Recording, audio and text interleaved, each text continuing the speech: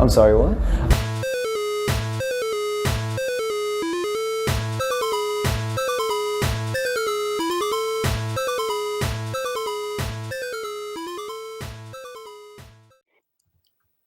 Okay, so welcome everyone. I'm so nervous right now. It's just me for this interview with the lovely ladies from Phantasm and Ghouls Ball, because Sabrina's shit just decided to break, and poor thing, she got booted off. So yeah, boo. We are going through it with the tech gods today. Finally. I didn't sacrifice the right goat this morning. I'm sorry. It is my fault. God. What goat did you sacrifice? Clearly not the right one. Maybe it was a guy dressed like a goat. My neighborhood's kind of weird. Oh. LA's weird. Yeah, I've seen your neighborhood. Cool. So I think the first thing we should do is go around, introduce yourself, and I would love to know what each of your role is for Phantasm / Ghouls Ball. Who would like to start? Who are we pointing at? I'm pointing at Vita. Oh, at me? Oh, Sorry. okay, yes, Vita. Hi, I'm Vita, and I'm the one that gets the shows booked around and sets up all the ticketing and makes all the promos and sets my own brain on fire trying to keep the ship floating. Hell yeah. Yeah. Veronica. I'm Veronica, also known as Sister Belladonna in the ghost community, and I am the director of marketing / wardrobe head of Phantasm. And you guys are wonderful. I am Ash. Sometimes people call me Foe. Sometimes people call me a dumb bitch. But today I am here as the Phantasm artistic director. Basically, that just means Vita lets me tell everyone what to do. And Splendidly. And we can get into more of that later.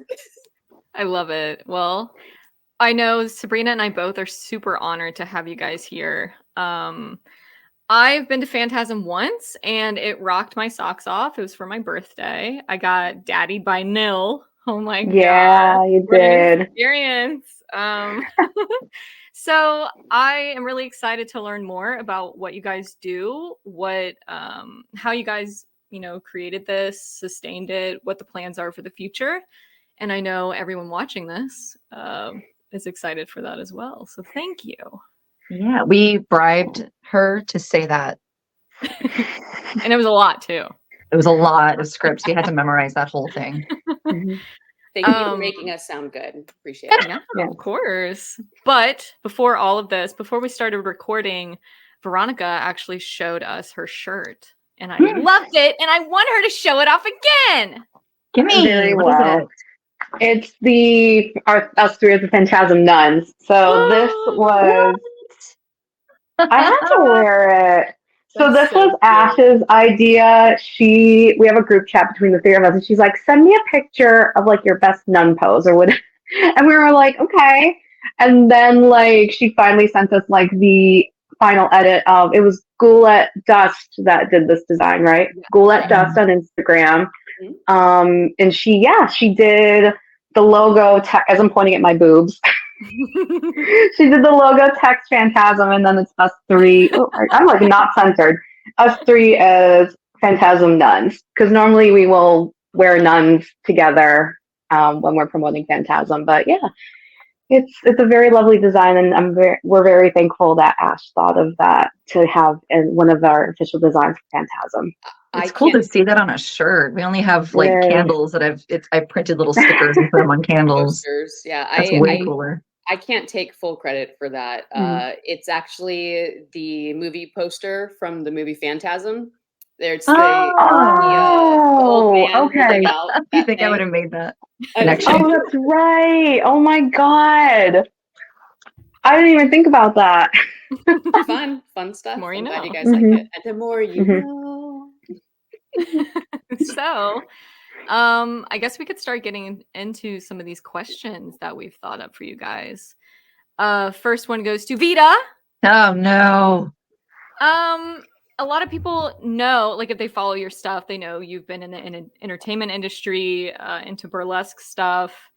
Fucking iconic. I love all of it. Everything you post, I'm like, oh, now she's doing side quests as a nun on the red carpet for a movie. I did that. God. That was funny. I keep getting booked as a nun for things like,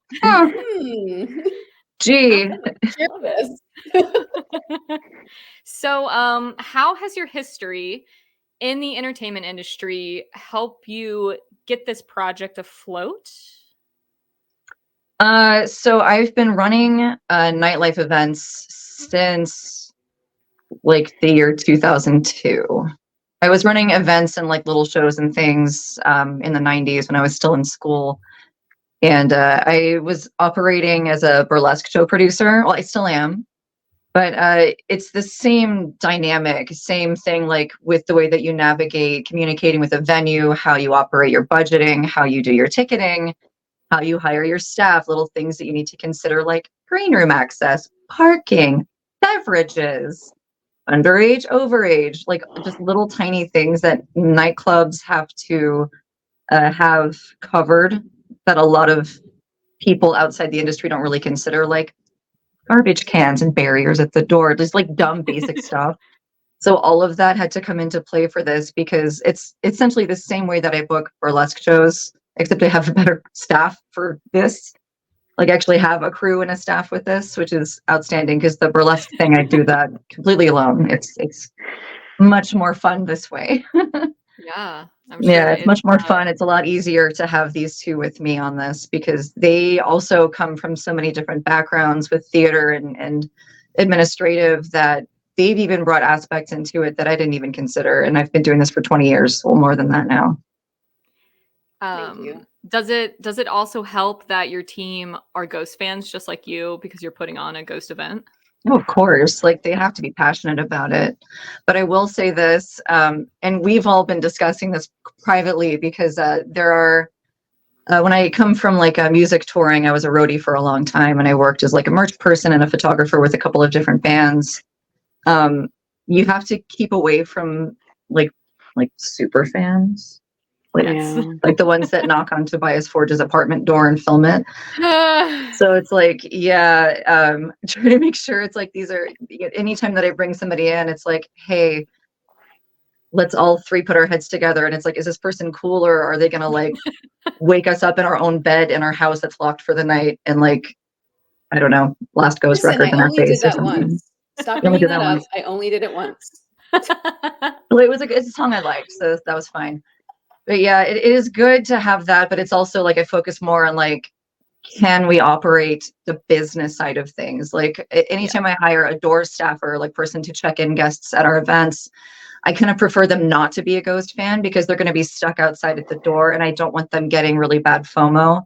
Like they're missing all the cool stuff and all the fun and they're going to get angsty and mean and weird about it later. Like they made me stay outside. Meh. So I try to make sure it's like, hey, we're still able to enjoy these events, but it's like I don't really want somebody crawling up my asshole. Yeah. about Ghosts when we're doing it. Stay out of there. We got to keep our heads on straight too. But these babes are wonderful and super professional. Like we're actually talking about branching out into other types of events too. Like we're talking about different types of parties outside of the Ghost world. And we're all kind of on the same page with it. Like, hey, this idea sounds like it'd be kind of cool. Like, let's maybe branch away from just the Ghost thing. So it's just we all work really well together, and it's like a super team. I love it. Holy Trinity. I love it. It's the Holy Trinity, the toxic trio. The toxic trio. Jesus Christ. Oh, I love that. Well, Veronica, I do have a question for you. I know you said you're into the marketing aspect and the wardrobe. What is your history with costume design? Do you have any designers that you really look up to? Yes. So my costume design journey really began before I got to college. I always knew I wanted to be in theater, but I wasn't too sure. I thought I wanted to be an actor at one point, but for me, that kind of went onto a back burner just for various reasons. And it wasn't until maybe like 10th grade, originally I had seen Phantom of the Opera as the movie, obviously. I feel like that's a gateway for a lot of Phantom fans, is the 2004 movie with Gerard Butler and Emmy Rosa. It's a decent movie. It's pretty great. But then like I finally saw the show in 2009 and on Broadway, and it just like blew my mind how amazing that live performance was. And then I saw it again in 2010 the next year because I got obsessed. And I just was like, I was sitting closer and I could finally like look at the costumes and look at the intricacy of them, and I'm just like, I want to do that for a living. So that's what I ended up going to school for. I went to school for costume design and tech. Cool. Yeah, it was a very, very enlightening experience. My senior thesis basically was, I did Henrik Ibsen's The Dollhouse. I did the costume design for that. And I'll see if I can get some photos we can maybe like put up into here. But it was a very like monochromatic design for the way that the play is. But it was a very challenging experience because it was out of my comfort zone design wise, because I feel like I have a very gothic, whimsical design to begin with, and whenever I design. And this one was just the exact opposite of that. So that was my thing. And like all through college, I did different shows and things like that, different builds, designing aspects, things like that. And then I obviously, well, actually, you guys don't know this, but I took a different route. I went into the administrative side of things after college. So I worked in a development department and a little bit of the marketing department at a theater company I used to work at in Massachusetts. And that's where I got my background with administrative and marketing and development, like getting funds for different plays and different programs the theater company would do. And yeah, and down the line, it basically, I moved away from that sadly because I ended up moving to Florida. So there wasn't like as much opportunities to do theater. I mean, it was there, but it wasn't as I can't talk, as present as it was in Massachusetts. So I didn't really get back into theater until Vita and Ash wanted me to come on to Phantasm and start getting back to my creative roots. So I'm very thankful for Vita and Ash for wanting me to join the team, because I think like, I mean, regardless, had I not moved to California, I'd still like find my creative roots, but I'm finally getting back in touch with those creative roots through Phantasm. So yeah. I'm very thankful for both of them for that. Famous designers. It's a lot. I actually have a list. Yes, list. She came prepared with notes. Well, because it's like I have so many designers that I love, but I had to pick like a certain few because I didn't want this to be like 5 hours long talking about my love for costuming. But the costume designer for Phantom, and she actually did the set design too. Her name's Maria Bjornsson. She's actually not Scandinavian. Well, I think she might be Scandinavian based on the last name, but she's English. But she did all of the costuming, all of the sets for it, and she's a one-woman powerhouse for that show. But she's done like opera. She's gone now. She's passed away. But her most famous work is Phantom, so that's kind of the basis. That's where my love comes from. Was my main costume designer, but I have a bunch of others. Like Colleen Atwood is another of my favorite designers. She's done a lot of the whimsical movies like Alice in Wonderland, the live action, Edward Scissorhands, which I just found out today. I didn't know she designed that, so I'm like, okay, this is why I love that whimsical design. Jenny Beavan, who's done Mad Max Fury Road, A Room with a View, and Cruella. She's she's a very eclectic designer. She runs the gamut of historical to fantasy to sci-fi, everything. Obviously, Bea Ackerlund is another one of my favorites, for obvious reasons. She's the main designer for Ghost presently, and she obviously does incredible designs, and her team does incredible designs too. But for like famous fashion designers, my top one is Alexander McQueen. Mm-hmm. I love him to death. His designs are impeccable, and the house is impeccable too. But yeah. I love that. Thank you for sharing all that with us. I think it just goes to show that if you're really passionate about something, it'll come back to you. Because look where you are now. You're doing everything that you love with the people you love. I think it's great. Yes. Yeah. Definitely. Like I said, I'm very grateful for that. I'm in a place now where I finally can feel like I'm getting back to my roots and getting to be a designer again, and just having that creativity come back to me. And then that is also going to affect my cosplay now, which is awkward because that's not awkward, but like, oh, I have so many ideas in my head now, and there's like so little time to do it. You'll find time, I'm sure. Yeah. Okay. Next question goes to Ash. Hello. How are you? I'm right here. I'm listening. I'm ready. So, out of the three of you, you are the veteran Ghost fan in the group. Have you drawn inspiration from those years of watching the fandom grow and like wanting to do this justice for the fans? Absolutely. The content has been there since the very beginning, and it has been fun finding a way to adapt that for our stage and finding a way to adapt that for video challenges that we run as well to engage the fans when we're not doing an event. And it's been wonderful seeing older fans, newer fans come together and enjoying seeing it like immersive, like right in front of them. And of course, I have taken full advantage of the fact that our producer is a very popular MC and performer. She wears me out. I'm kidding. I love it. I tell her, I'm like, I feel like now it's every single show. I'm like, okay, Vita, so this is a really like Vita heavy show. And I can see her face, like second show, we're going on. And I just see her face like, and then I'll sit there like, all right, let me take my notes. I'm like, okay, so I've written this entire show around you. This is what we're gonna do, blah, blah, blah, blah, blah. And she's always such a good sport about it. So like I said, I'm gonna take full advantage of whatever resources that we have, including our producer and the owner of the business too. And seeing all the fans, yourself included, Jillian, being out in the audience and being like, oh my God, I'm in a ghost music video. Yes. Like that's just so fun to stand on the side and see that. I love it. Yeah, blew my mind. I seriously, I can't stress enough for people to like, if you can and if you're able to go to one, go to one. Like, don't even hesitate. Just buy the ticket and then figure it out later and just go. You'll have the best time. I say join us. So back to you, Vita.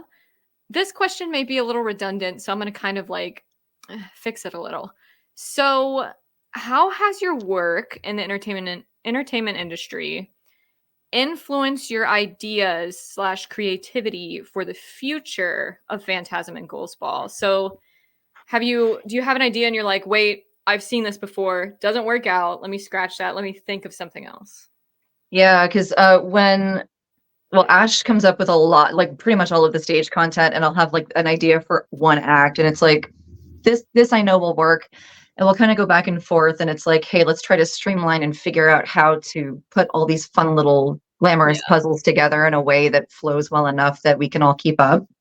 We all have really lofty ambitions, and I have huge ambitions for everything, and it's very like deliciously naive ambitions for, you know, how I want to see things happen in my brain. But it's like, man, I would need like a billionaire patron to be able to support the things that I want to see happen. Like, right. I don't know. I want like a movable inflatable stage too. And I want like crazy risers and a castle and a cathedral and stained glass. Like I want all this crazy shit, but we're on like a peddler's budget. So it's like, let's see how we can glue and duct tape together a scene. You have to be really creative when we're you have to get really creative. And when we first did our event, our launch, it was just shit out of my closet. It was stuff from like Ash's studio. It was like whatever we had to like, hey, I've got a sheet. We can make a sheet ghost. That'll be cute, right? They'll like that. And now gratefully, like we're not like super, we're not funded by anything. We're just kind of reliant on like whatever donations come through with our ticketing and things like that. But we do have patrons that really do step up and support us with things that we really need to create these shows. So it takes a whole village, and learning how to allow myself to not only like delegate responsibility with creating these scenes and huge productions. It's like I have to let go of a lot of things that maybe I can put in a back burner for later. Like if this does grow to be something bigger, it's like, hey, I want to revisit this one cool thing on a Post-it note from 6 years ago. Can we try this now? Like, could be fun. But yeah, learning what does work and what doesn't is also about like maintaining your own physical health when you're doing this stuff, because we're all three of us running around like crazy for hours before doors open for these events.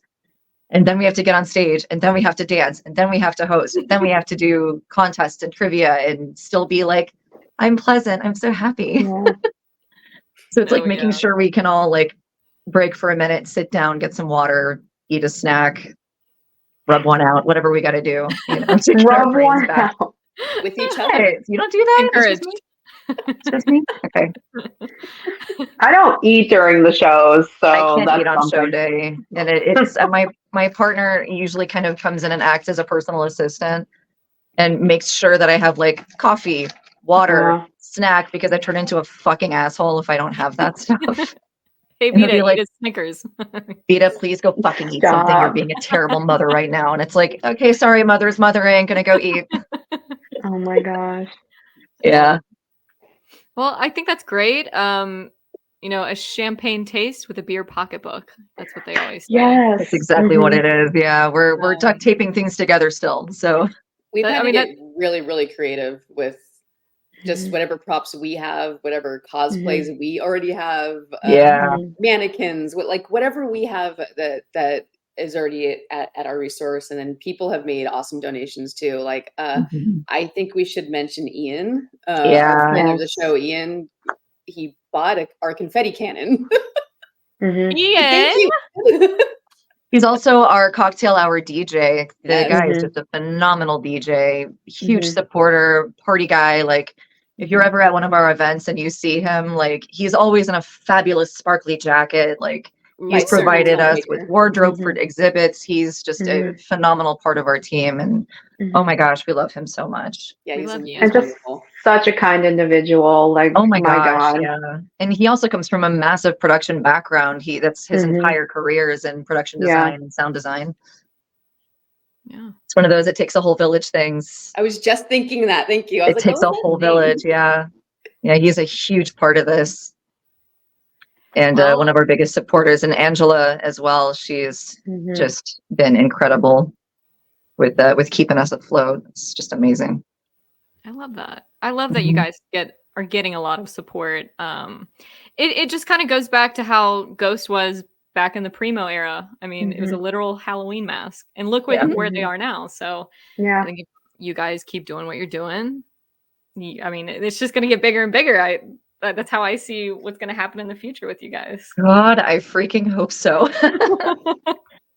And we have to be practical with some of these aspirations too, because essentially it's like a shadow cast. So it's like, how famous can a shadow cast get? Right. But with the fast success and recognition this has gotten, I really don't have a doubt that this could grow into something really, like, I mean, it's already going international. That's pretty cool, right? Yeah. Yes. So, my next question goes to Veronica. You made the bowling shirts, correct? I love those so much. So this goes into my next question. Have you ever thought about creating merchandise for the events and like selling them? I would love if you did. I'm curious about the copyright stuff, considering my own personal past with Etsy. But if you made those bowling shirts, like, take all my money. Take my money. I definitely have made another bowling shirt for another guestie. They commissioned me to do one. So I'm always happy if people want a official commissioned bowling shirt from us. We actually had merch at one point when we were first getting started. Like, this shirt was one of the pieces that was part of our merch. We just kind of had a little bit of it in limbo, just a little bit, just because we're trying to figure out what other people want and we want to see from our merch, basically. So hopefully we are planning on bringing that back at some point.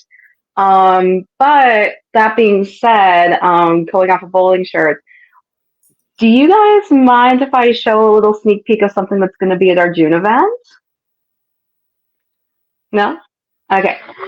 So, sneaky peeks, you're seeing this here first. So, this was Ash's idea because it's obviously going to be a Pride event.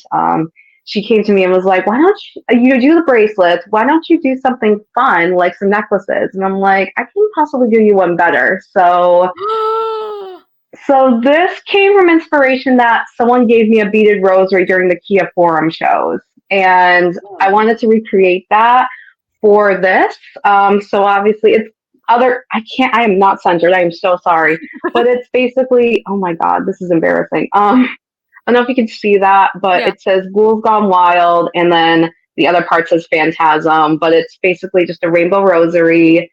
The rosary is also got a little upside down cross. God. They're gonna have crucifixes. This was just a test run, but this is what we're gonna be selling them in our merch table. And part of the profit is gonna go to the organization that we're partnering with for the event. Ash, what's the name of the organization again? They are Trans Family Support Services. Trans Family Support Services. So part of the profit from these is going to go to them. And I'm also going to do other rosaries too that are basically the Papa colors, and they'll say like Papa 4, Papa whatever. But we're also going to have chokers too that will say Ghouls Gone Wild. Oh my God, I love them! And that are the rainbow color too. So just like fun little souvenirs, if you love the candy bracelets, we will be, having these for sale, obviously. And like I said, part of the profit is going to go to Trans Family Services as well. Hell yeah. That's like a win-win-win. It very much is. But yeah, to answer your question, I probably already did, but we would love to go back to our own merch at one point. Like obviously you said copyright issues, things like that. But yeah, I'm hoping that we will eventually get back to selling like these t-shirts and other t-shirts that we have on the site too. That'll be fun. Yeah, I love that. We've also been exploring inviting other vendors, people that are within the ghost community, to be able to come and sell their wares at the shows and giving them a place to connect with other ghost fans. We've been focusing a little bit more on that lately. Yeah. So I'm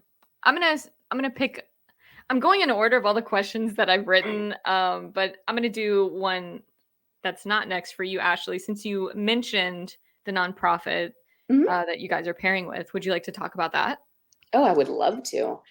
I mentioned Trans Family Support Services. This is an organization that means a lot to me because personally they helped my son and us when we were going through a really hard time.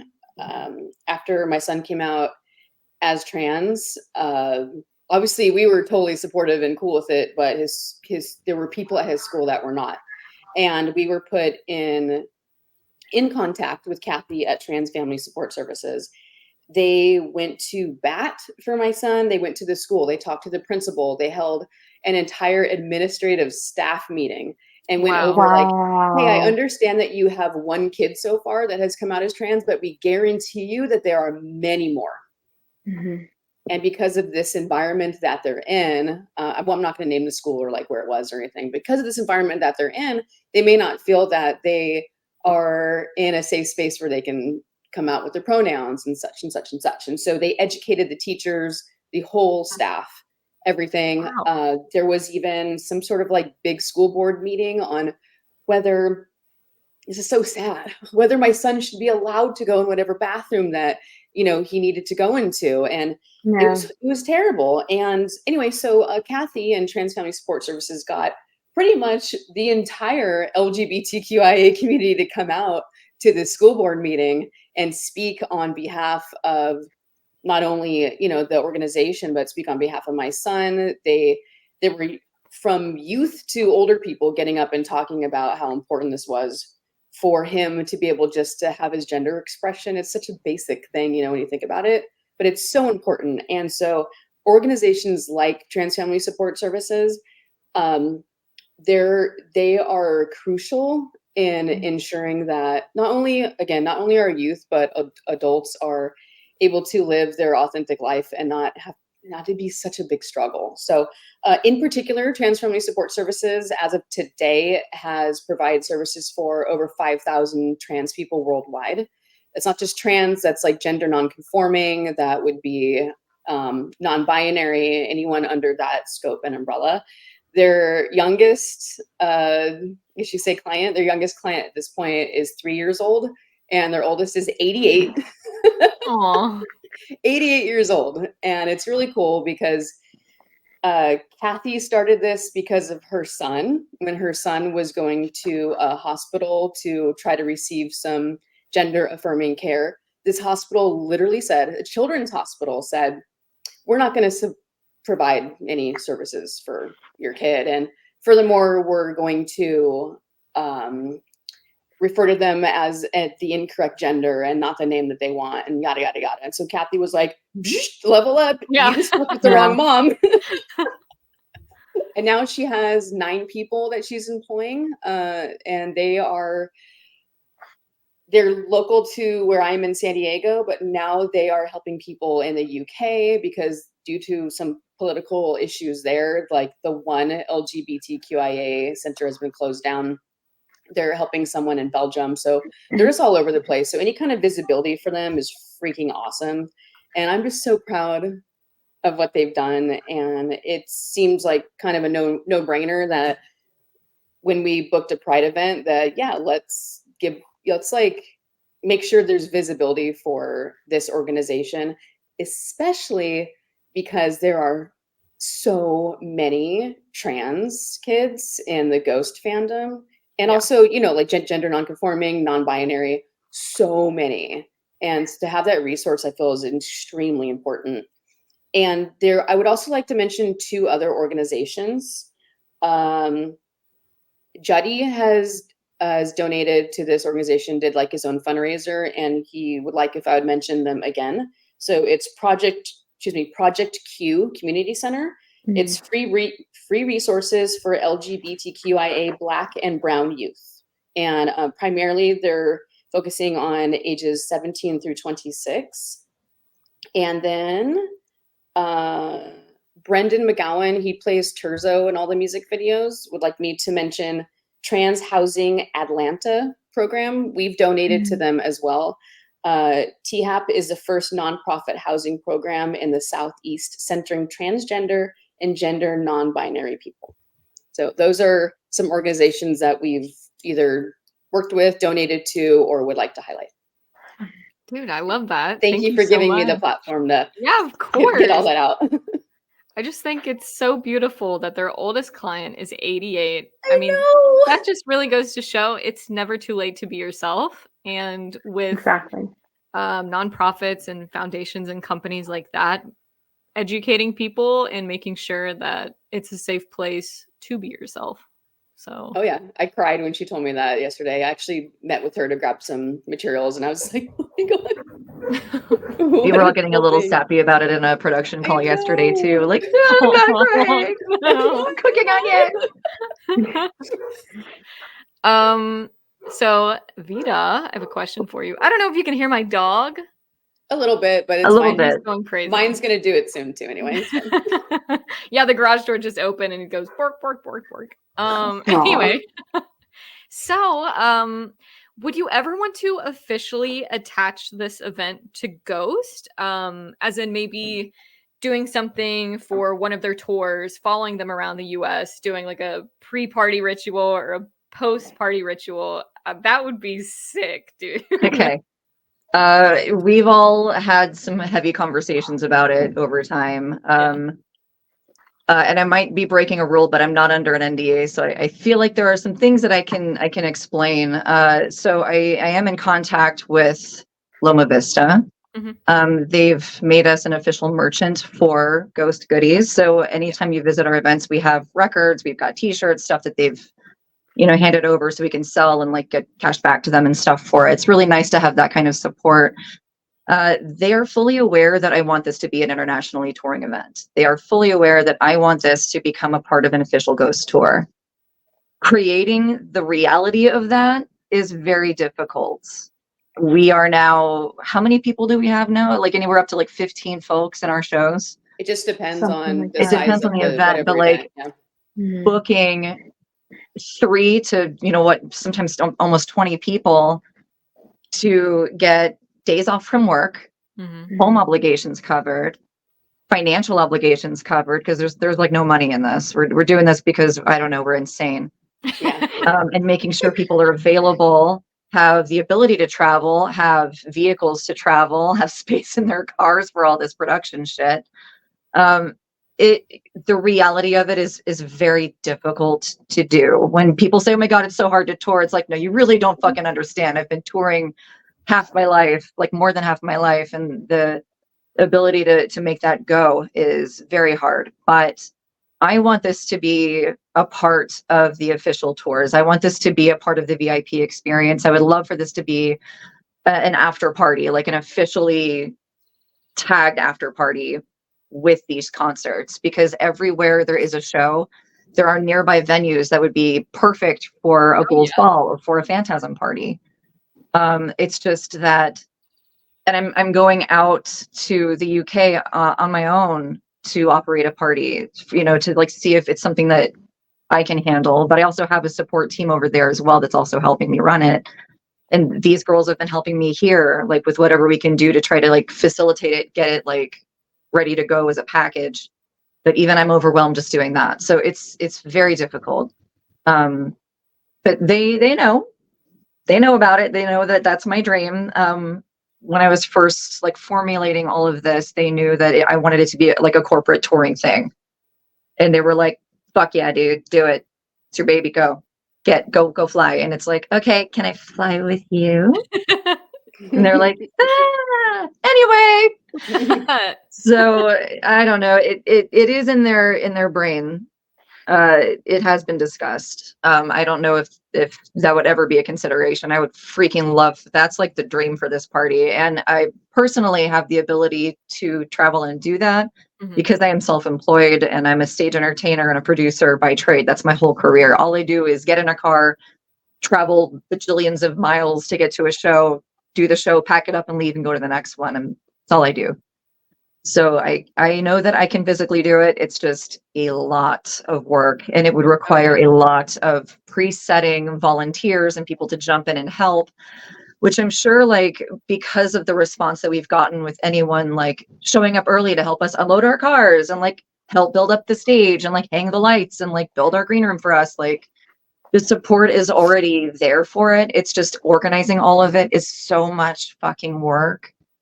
So it would require like localized teams at every location. And these are concerts that happen every single night. And knowing now like how long it takes for me to have the energy after a show to just simply unload my vehicle and like get things back to storage and like track down who took home what parts in their car because I couldn't fit it all into mine. And it's like, I would have to have a driver and a van and a load crew of my own and a PA. And like, I would need, an entire production team with me. Like it would be a huge task and it would require a lot of funding to do.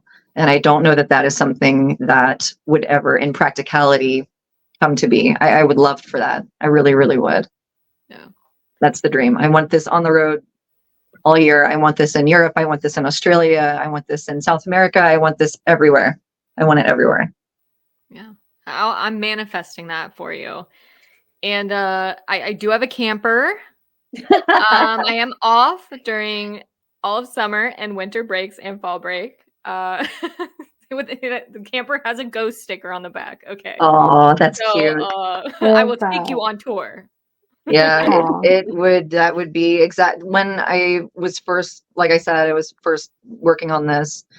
That was what I wanted it to be. Anytime I go to a ritual, I kind of take a peek at like what's the offering for like the super top tier billionaire, VIP thing. And it's like, yeah. Hey, it'd be cool. My party. That would be way cooler than a bowl of Skittles on a countertop. Not to rip a little bit and roast a little bit on like what has been offered, but it's just like not quite what I would imagine my money going towards seeing.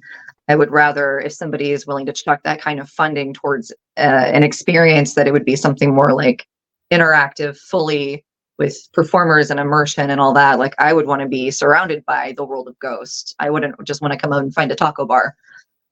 I'm with you 100%. Once again, not to rip on them, but paying that much money when I could have just scanned a leaked QR code and seen the same thing from the comfort Exactly. That was incredibly disappointing. And I opted out of choosing that because I do love exhibits and I love memorabilia. Like I was gung-ho about going to see the Papa 3 costume at the Grammy Museum. Like, we gotta go! And like a ton of us showed up and went together and it was like, it's like Mecca. And I would love to have seen all that stuff, but it's also like we have that shit with our shows. Like we have costume exhibits, we have memorabilia, we and we go beyond where it's like, wow, I'm actually seeing a music video brought to life right in front of me and I'm getting a lap dance from a nun. This is crazy.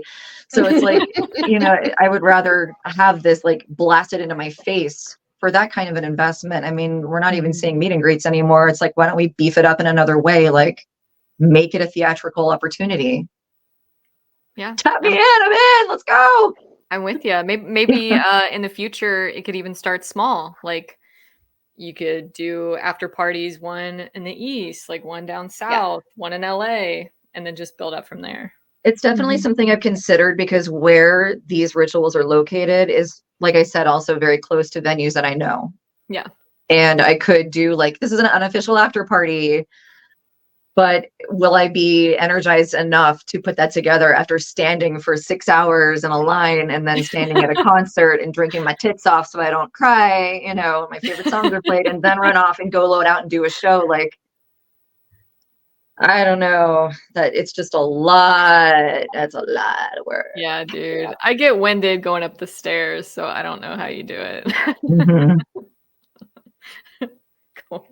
So, Veronica, when it comes to marketing for Phantasm and the Ghouls Ball events, are there any ways you would like to expand on that? Maybe making wink, wink, small commercials, wink, that someone could play during their podcasts, wink. Oh. I mean, if a certain podcast would like that, I'm sure we could find a way to make it happen. Oh my God.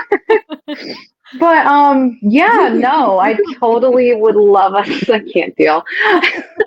We're definitely experimenting with different things right now. Obviously, we all share, like I feel, and I think the other ladies feel the same way, is that our biggest outreach is via social media, especially our Instagrams and our TikTok, to be determined about TikTok. We all know that. But yeah, honestly, it's just, I know I'm ridiculously upset about that too. But yeah, no, like our main reach is social media by sharing to our stories, making Instagram posts, that organic outreach of just having people share the info, things like that. And in the past, before, when it first got started, Vita did some amazingly creative little videos for the Ghouls Ball and Phantasm page featuring some of our cast and Plague Doctor costumes or our Sisters of Sin, and just hyping up the upcoming events, for guests to come and see, this is what you can expect to see at our events, things like that. And especially there was a wonderful campaign that Ash and Vita did for our Phantasm Masquerade, which was a beautiful video that ended up becoming a video challenge as well. Like even if you're not attending the masquerade ball, what would you wear to a clergy masquerade? And that was wonderfully curated by Ash. So I definitely commend these two girls again for those marketing campaigns. But we've also started branching out as our Sisters of Phantasm now have an amazing Instagram page, so you should definitely go follow them, Sisters of Phantasm. Our wonderful sister Ashley is curating that page, and she's doing a fantastic job with introducing our Sisters of Sin and just having them, have little vignettes of the ministry or on the prowl, Nice. on the taking photos on stage with our guests. Wow. Taking photos on stage with our guests, our special guests especially, and we also have a very cool, amazing person in our media goal, JD. She is just a lovely person, and she's been doing an awesome job helping, taking video and photos at our events too. And Ash is also an amazing photographer at our events as well. She always has been, always will be. And just capturing that and using it as part of our social media coverage for our events. So, and then my area of expertise is our email marketing campaigns. I'm still trying to figure it out just because email blasts usually kind of have a small outreach, because I feel like email is, it's there, but we want to up the ante a little bit. So I've been looking at how I can engage our guests more through emails. And one of them is eventually we'd like to do a newsletter that features guesties that have come to our events and talk about their personal experiences with coming to our events.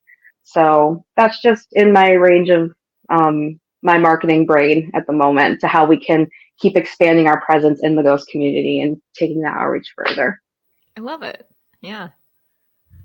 I growing up, I always loved getting emails from like all my little favorite things, or even like the American Girl magazines. Now I would flip through, yes. read everybody's stuff. So yes. yeah, I love that. I love because I have too many spam emails, and I really need some quality content. So I can't wait for it. It's on its way. It's coming. So Ash, you've mentioned in our previous episode, I think you were in just one episode, right? Mm-hmm. Yeah. Okay. I keep thinking that you've been in like 5 of them. I don't know why. I'm just lurking in your homes while you're recording. Yeah, professional lurker. Professional lurker. She just like comes up behind the bed. I do. Stop. Oh, it's just Ash again. Yeah. I know. You're just like rolls over, goes back to sleep. Wait, it's the yes. I knew I'd find a way to work this mask. Thank you, whoever sent this to me. I don't know who it was, but anyway, perfect timing. Yes. So in our previous episode that we had you as a guest, you talked about creating content that feels like a safe space for the ghost community, because we all know how toxic it can get very, very quickly. So how has that translated into these events, and how do you want to evolve that idea for like the future? I mean, Ghost has already created the content that has attracted people who might feel like they need a safe space, whether it's like I like dorks like us, big old dorks like us who are just attracted to some element about it, or whether I mean, I'm sure they got an onslaught of like massive fans and supporters when they did the Enter Sandman fundraiser as well. So they're the ones creating the content, and we are striving to create an environment that our events that fosters a sense of belonging. So not just what's up on the stage, but how we're interacting with our attendees as well, and whatever type of visibility we can provide as well. For instance, like a big attempt at this is creating our Pride event, for June, and having some of the proceeds go towards a trans advocacy organization. I mean, that in itself says, hey, like you are welcome here. This is a safe space for you, and not just trans individuals, but anyone. So just having that visibility and environments, just having it be welcoming. I mean, that's just one of my big goals. And I think that the rest of the girls feel the same way, because we want just everyone to feel safe there. So whatever we can do to implement that's always on our minds. Yeah. Thank you for asking. I think you guys are already doing a great job at it. I mean, I was nervous for the first time going to LA. I've never been there before, going to an event. Oh, wow. I've never been to a club in my life. I'm 27. So like going to something like that, dressed in something that, I don't wear normally. All I wear are ghost shirts and workout. You look so good. You looked super good. I was like, and immediately I got hugged by like all three of you, and it just put me at ease instantly.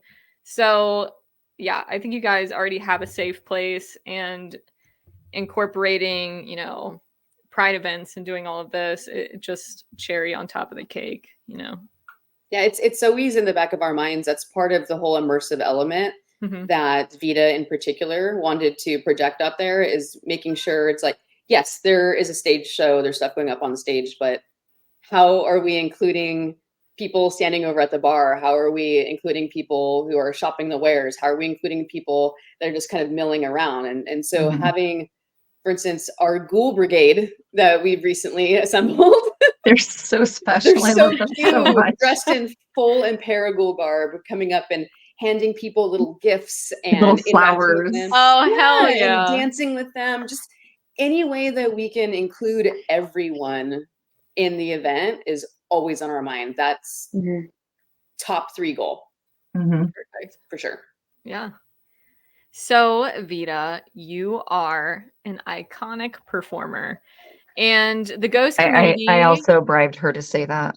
Yeah, I've been bribed thrice this entire episode. Make sure you say iconic. Yes. Or else. Iconic. Say it like you're saying it in capital letters. Anyway. I panicked. An orgasm? Yeah. That's how weird one. That's how amazing it is. I just creamed my jorts. Nice. I'm leaving. You have blessed the ghost community with amazing Terzo burlesque performance. Thanks. I saw you as Nil. I got daddied by you as Nil. You sure did. You've even been Sister Imperator. So, I have. Do you have any other performances up your sleeve? Can I show you something? Can I give a little bit of a teaser? Another give it away. Kidding. So we were touching on costuming a little bit. This is actually not one that I will be performing in, but I am making it for our Pride event. So I will show you the back of something that is encrusted in rhinestones. Oh my God. And I will show you the front of something that is encrusted in rhinestones. So that's my current thing. So every year I make one opus act. Every year there's like one big thing. A few years ago it was The Shape of Water. Years before that it was Lucille Ball. And when I made the Papa 3 one, it took almost a whole freaking year to build that one. So that was just like, I have like one major investment piece every single year. And this year, I guess, it's the Cardinal. So I'm actually not performing it, but once it debuts, I will be. So I'm hoping that one makes its rounds in the burlesque festival circuit later in the year. And there's actually, I run a metal burlesque show. So, and I sometimes will perform to ghost music in it because it's just like fun. And we always announce like, hey, there's no gatekeeping in this show. If you think this isn't metal, you can go outside and let the grown-ups have fun. It's good tunes is good tunes. Fuck you. But I'm probably going to put that on a stage there soon. It's at the same place that we do our Ghouls Ball party. It's at Knucklehead down in Hollywood. So I'm hoping to have that done in a couple of months, maybe. I don't know. But yeah, that's the next thing that I'm hoping to debut. Should I talk a little bit about, without spoiling any major surprises, what I'm going to be doing on stage at the Ghouls Gone Wild? What am I forcing you to do, Vita? She's like, this time, tell. What am I making you do this time? see, last time she made me older sister imperator. Yeah. And you slayed. Thank you. It was Very actually much very so. tricky to do because I love Marilyn so much, and she's just such a precious lady. And it's like, I don't know if I could look as elegant. She's so pretty. Like, ah. But that was a really fun one. So I will be defrocking the congregation, which will be very fun and very messy. Oh, Mhm. So I need to contact the venue and apologize in advance. Sorry. dude. Sorry. They trust me enough that they know that I won't get like blood on the ceiling. But even if I do, I will come prepared with a squeegee. Oh. Just a hose. The hose, Vita's back. Oh shit, she's here again. Put the tarp. Oh my god. Get the Viz Queen. Careful. Yeah. So there, I will be defrocking people, and that's all I'm going to give you because the rest of it is probably even unknown to me. So when it is when it is fully fleshed out, we'll see how it looks. But I'm very excited about it because was it you that led the defrock video challenge? Was it the Jesus Who Knows Me challenge? Yeah, absolutely. So I made a video montage, like just fucking around in my room as like defrock's night out. And it was just horrible drag. It was just whatever I had in my closet, like a Liza Minnelli wig that I frizzed up Oh and my like god. painted a beard on with eyeshadow. So funny. And it was like a So like a coked good. up You burlesque montage, like money guns and shit. And it was just a mess. And I was like, you know what? I can make that into an act. And then there's Ash going, yeah, you could. And it's like, please don't feed this. Please don't feed this. Tell me no. No.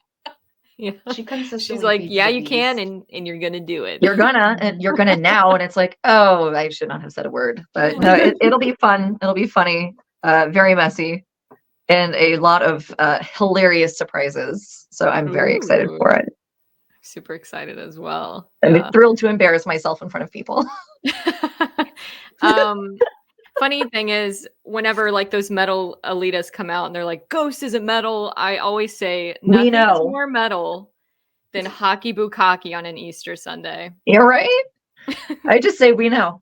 That's the joke. I say the same thing. I'm like, you're not surprising us. I mean, You're not telling me Maybe. anything. As Like we Yeah. know. Right.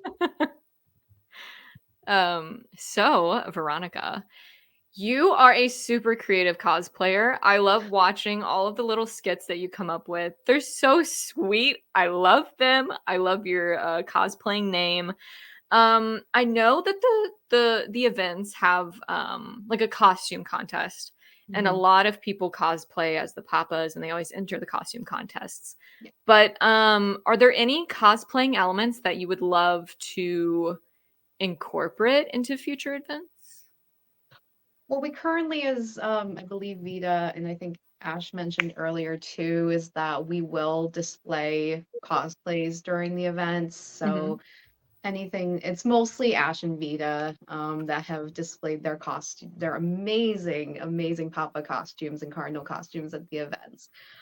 For people to, take photos with and interact with, you could say, and just to see the creativity brought out in front of you on a display. Like how often, I mean, compared to, if you didn't get to go see it during the recent tour when they had that like little shrine set up, or like if you didn't get to go to the Grand Museum to see Tirzo's outfit, come to our events and you can see these amazing replica costumes that these two have come up with, or any of our amazing cast has come up with.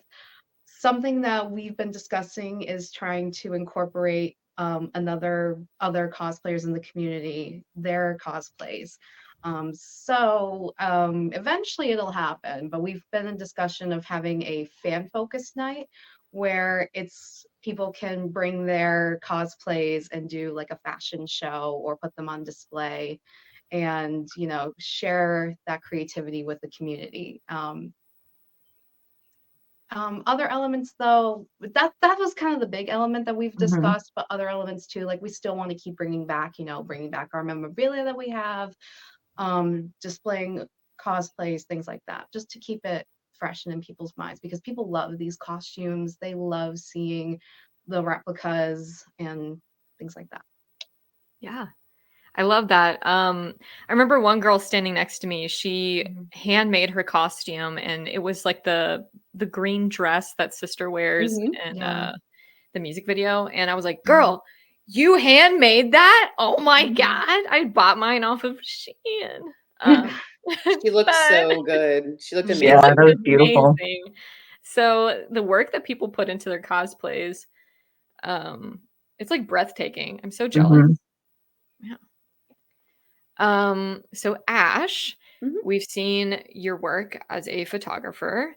You're amazing. Is there anything you're not good at? A lot. No, she's literally amazing at everything. Rude.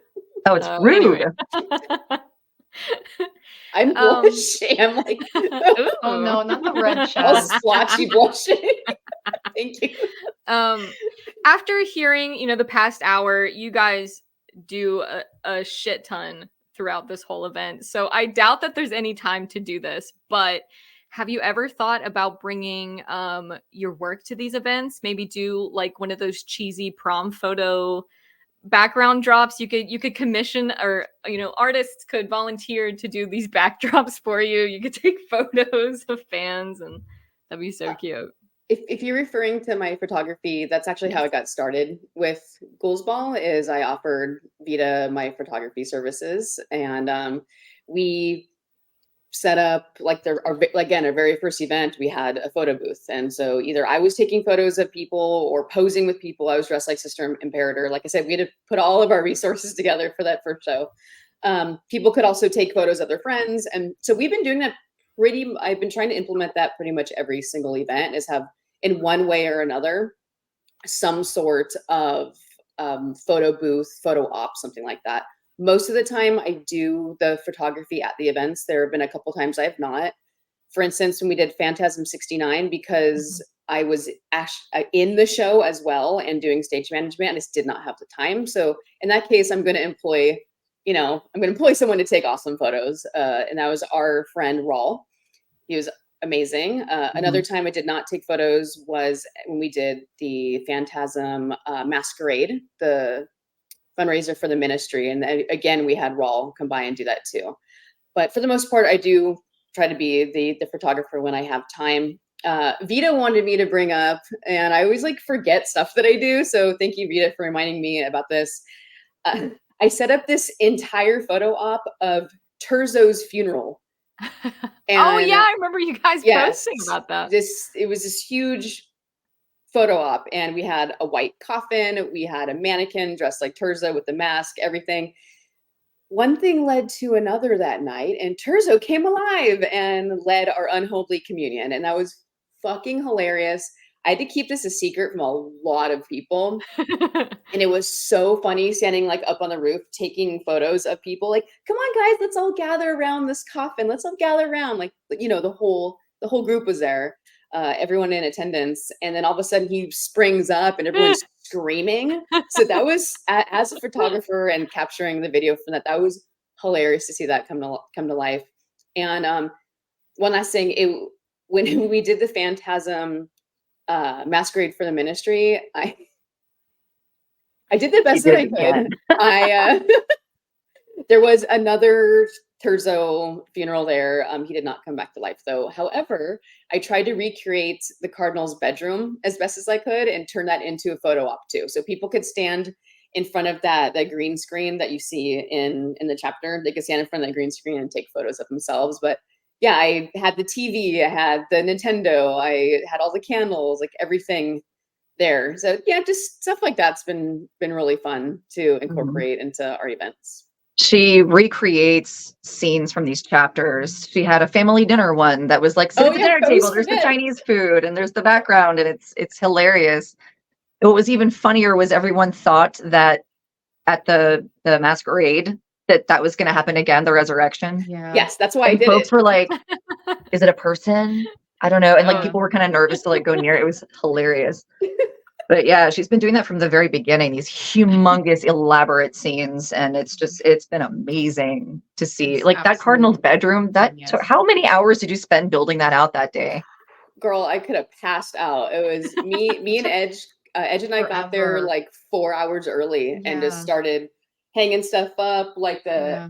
hang in there kitten poster and trying to get the old TV working with the Nintendo. And I added a few of my own elements to it because we didn't have some of the props. You know, like I had there is a pillow with Darth Vader and Luke Skywalker fighting, you know, and so I had that like on the couch. And it's just because he mentioned that in the chapter, you know, the Luke, I am your daddy, or, you know, whatever he said. Yeah. So I was like, It's a nice Easter egg for fans too. It is, yeah. yeah. Look at that. right. So I would add some of my own little elements here and there too, but I do my best to recreate some stuff from the chapters. And that's for the fans to, again, be in a music video and be immersed in it. It's all about being included and being immersed in these elements. It's fun. Well, that's amazing. I'm glad to know who's behind it now, because when I attended Phantasm 69, you weren't taking photos there. So I was like, couldn't, no. I wonder if she will. So thanks for answering my question. Okay, so Vita, Yeah. you are taking this whole thing on the road across the pond. I am, yeah. Are you excited about it?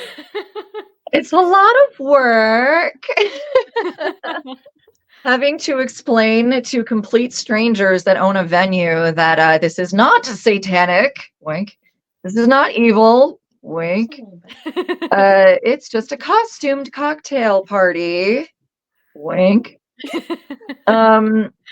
It was honestly very difficult. I've got a few other events going on around, which are fun, but this Manchester thing, initially, the only reason that I was able to do that was because I was going to be in the UK anyway. I got booked for Edinburgh Fringe as a headliner not headliner, but as a performer doing burlesque shows for like 2 weeks.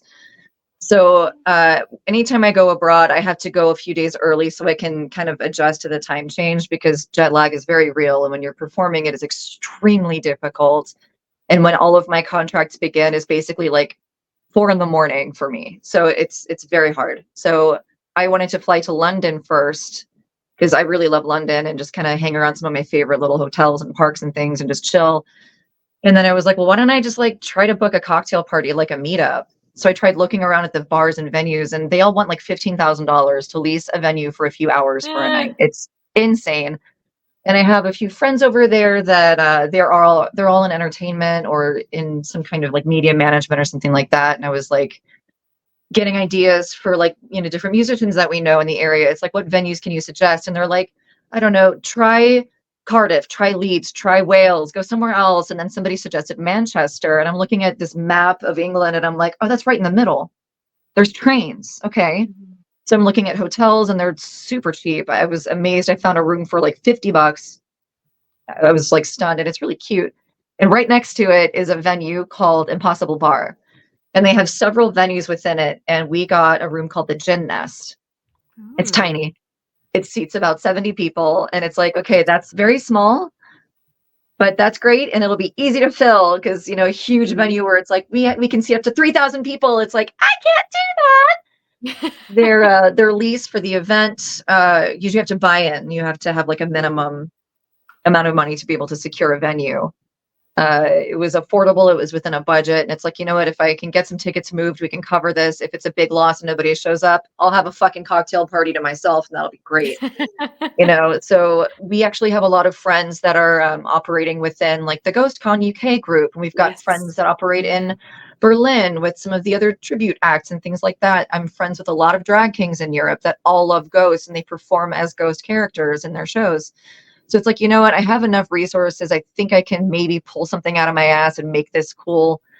It might be on a smaller scale because, again, I have not seen the inside of this venue, but they are allowing me to go in and decorate. They're allowing me to build out the stage with the stained glass things that we always incorporate with our own stuff.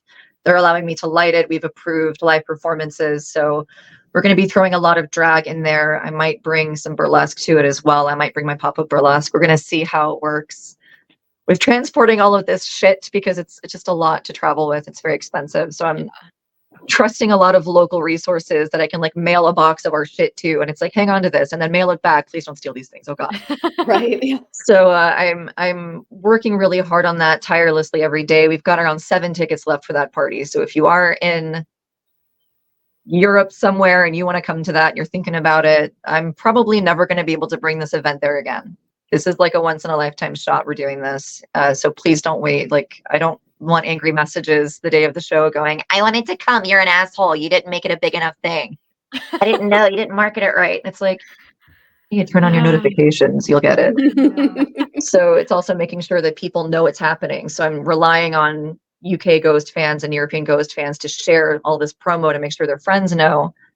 And hoping to God that this goes off well. It's looking like a great turnout so far. You know, I'm really excited for that. I'm also bringing a small guesty meetup to Dragon Con this year in Atlanta, which is going to be really fun. That's August 30th. It's a free little meetup. It's at the Hyatt Bar on August 30th. I think it's at 7 p.m. This is not a Ghouls ball. We don't have a venue. It's not like ghost music. It's not a full party. It's just like, hey, if you have a ghost cosplay and you're going to Dragon Con, come hang out at the bar, get shit-faced with us. Let's take pictures. I'm going to bring you some goodies from Loma Vista. I'll give you away some cute Ghouls ball shit, and we'll see like how it goes, and we can all make new friends. So far, that's also encouraged people to buy a badge to go to Dragon Con itself and enjoy the experience of the entire convention, because it's one of the biggest in the country. It's amazing, especially for cosplayers. So that'll be really cool. I'm very excited for it. Yeah. Well, good news for you. Our podcast is really big in Sweden and most of Europe. So they'll be listening to this and be like, what? Good. Yeah. Get on a plane. Come see us. It's just, if you are thinking about it, get your ticket now, because once they're gone, there's nothing I can do about it. Yeah. I know we've got some very well-known cosplayers, musicians, public figures in the European scene that are getting on a plane and flying in. So we're going to see some really, really cool people there. So it's kind of a chance for me to finally meet these people face to face that we've all been pen pals with for years, that we've gotten costuming advice from, that have helped us with promotion, and people that have flown here to be in our shows, that have flown here from, you know, England and Finland and, you know, oh God, Germany. We've had people flying in. I think somebody came from South Africa once. Like, it was insane, like the way that people will travel just to come to these goofy little neighborhood cocktail parties. Like, so I'm finally excited that I get to bring this over there. So there is also, this isn't the baby stages, it's still gestating, but there is talk about bringing it to Berlin eventually, but that maybe won't happen this year, but I really hope that it can, because we're talking to some folks to make that happen. Yeah. I know quite a few Germans who would love that. Yeah. I know a lot of Germans. Oh my God. Yeah, there are some spectacular folks over there. So, and they're very enthusiastic, and we've been in touch a little bit here and there. Hopefully I can make that happen. I would love to take this party to Berlin. I think that would be incredible. Yeah. I'm really excited for you. Yes. Veronica, we're on the last set of questions, guys. We did it? Yes. You did it. You do a lot of interaction with guests, and you are so good at it too. Like, when I first talked to you, I'm like, oh my God, I love her. She's the sweetest. I want to be her best friend. What are some of your favorite ways to interact with guests? That's a really great question. I know, like, just like from a natural aspect, I don't know. I feel it's kind of hard to answer that question. Because in a way, like, I can talk into immersive aspect for theater, because I've always loved immersive theater, and that's been one of my favorite art forms. Is whenever it says immersive show, I'm just like, okay, I'm there, because I know the actors are going to interact with you the entire time, no matter what it is. And you attend a lot of events like that too. Yeah. And I remember, like, one that always stuck with me was when I studied abroad in London for theater. My junior year of college, I went to this immersive play of Dorian Gray, and they had people like coming up on the stage with that. Like it was a very small, intimate space, so they could do this. It was just like pulling people out of the audience, and I got pulled out of the audience as like one of the ladies at the ball, and they introduced me, and I ended up dancing with one of the actors in that scene. Yeah, and that's just cute. like, you know, picking random people and just having them be characters and being in that environment. That's kind of basically what we're doing at our events, is like and they've both spoken about this too, but we want you to feel like you are with us at a night of the clergy. And what does that feel like for you? And how do we make that experience whole for you? So like Ash mentioned, we have our Ghoul Brigade, we have our Sisters of Phantasm or Sisters of Sin that will greet you and make you feel like you're part of the clergy. Ash and I are going to be doing something fun during the Ghouls Gone Wild night too, along with a couple of other cool guesties that are going to be joining us for that. And obviously Vita is going to be her defrock we just want you to feel like you're part of that environment and making you feel like you're at home with us, or making you feel like you're having a night at the Abbey. Exactly, a night at the Abbey. Party at the Abbey with the ghouls. Exactly.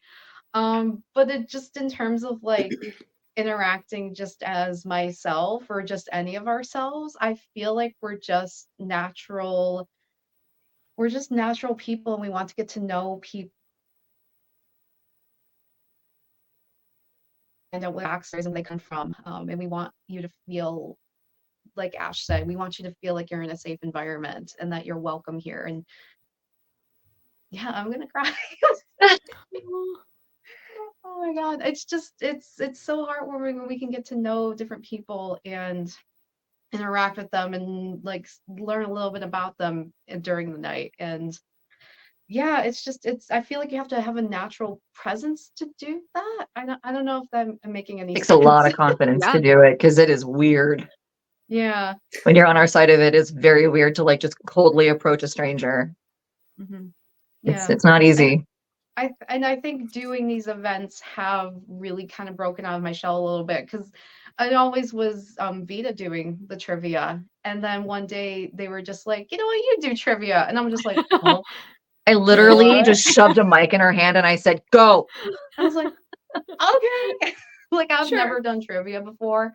And now she's running all the bowling stuff. She's running trivia. She's just an excellent host. She's a very good host. Yes. And it goes to show that these girls trust me to do that and not fuck up. Because I've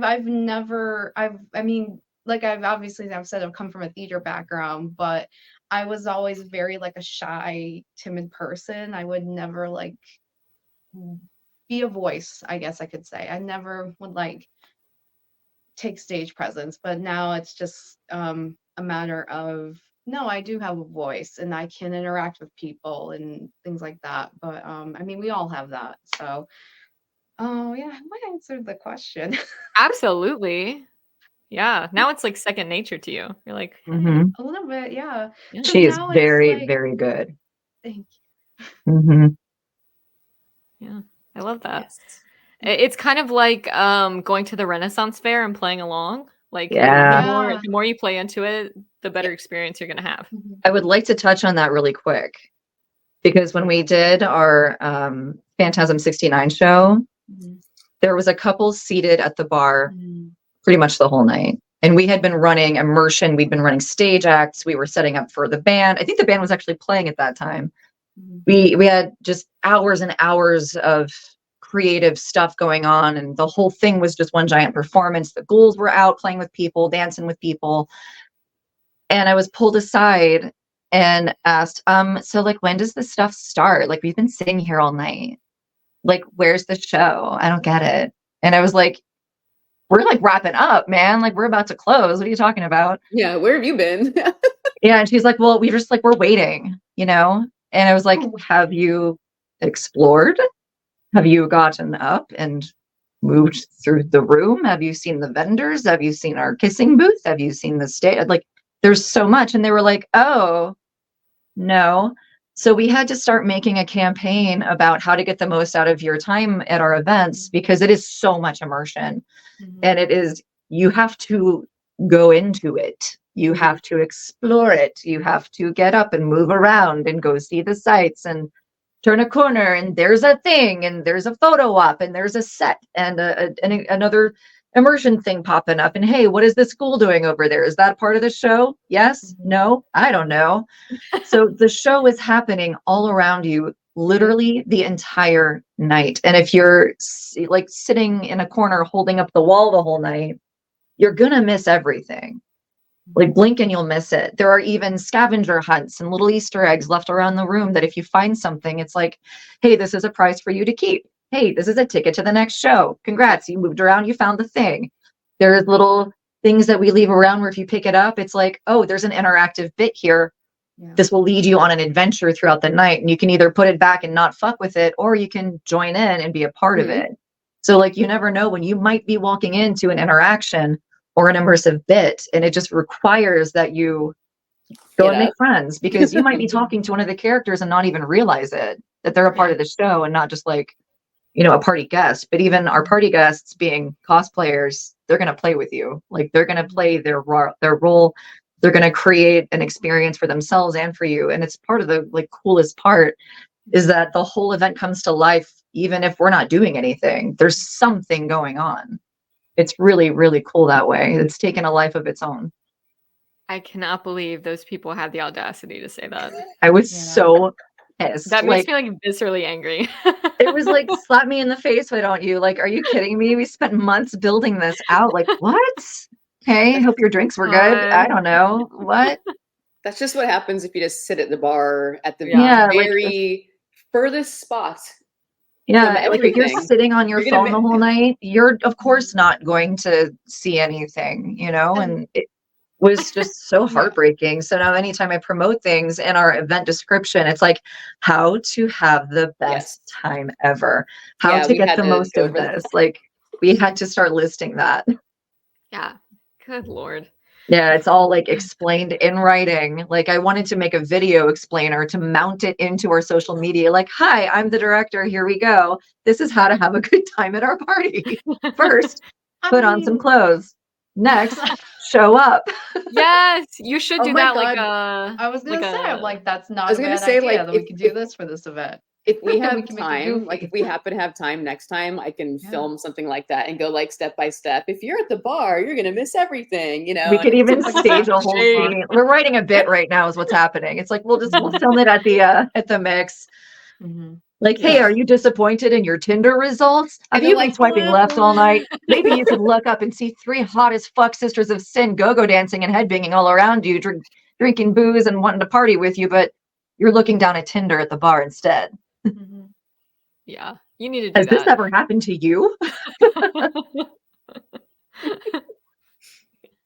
Okay, Ash. Yes, ma'am. So we've noticed that there are lots of special guests at some of these events.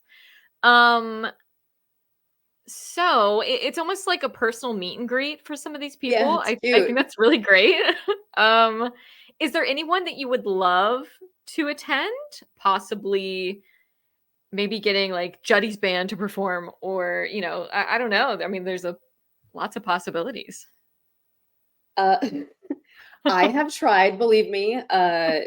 Juddy and I are homies, and we have talked about how to like immerse, you know, like combine things. And I know it's probably very disappointing to hear that if you are in the band Ghost, you cannot be at events that are unofficial. Mm-hmm. And as sad as that may seem, but we do have Phantasm as our umbrella event organizer. And so Phantasm could organize something else. You know, they could organize a show for an unmasked ghoul, like as themselves doing their own music. It would not be tied in as being like a ghost. We could actually just like have a drag talk concert. Yes, exactly. We could book that. Yeah. But if it's appearing at a ghost party. No. Yeah. So it's that element is not going to ever be part of, you know, a ghouls ball or something like that. However, already called in some other friends, Justin Andrews, Liz Fenning. They did played their parts and did meet and greets at our events. So good. And they're so freaking adorable and love the fans and interacted so much with them. And obviously our attendees love that. A dream VIP of mine we've already booked. So we booked Christian Rodrigo. He plays he plays Father Mr. Jim Father. DeFrock. Yeah, Mr. Father Daddy. Mr. Father. He plays Father Jim DeFrock in Ghost's version of Jesus He Knows Me music video. And so he will be attending our Pride event on June 15th in character, which is really fun. So sometimes they don't attend in character. Sometimes, they're just, I'm going to throw on the suits and a white contact and shake everyone's hand and hang out. And I'm Justin, you know what I mean? Mm-hmm. But he'll be attending in character, which is really, really fun, really dynamic. And he will be available later in the evening for some photos and handshakes, photo ops, some hugs. Let Jesus touch you. Yes. It's gonna be embarrassing because I'm performing as his character. So it's like, oh God, this is so embarrassing. Shit. It's not because I already told him and he's excited. Yeah, he's gonna love it. He's hyped. Just don't look at him in the crowd. I already told him exactly what we're doing. Like, No, he's totally gung-ho, super excited to be there on June 15th. And this is at the Mix in Pasadena, by the way. mm-hmm. Yeah. And tickets are on sale now. Get them because they're going to go real fast. Oh, yeah. Yeah.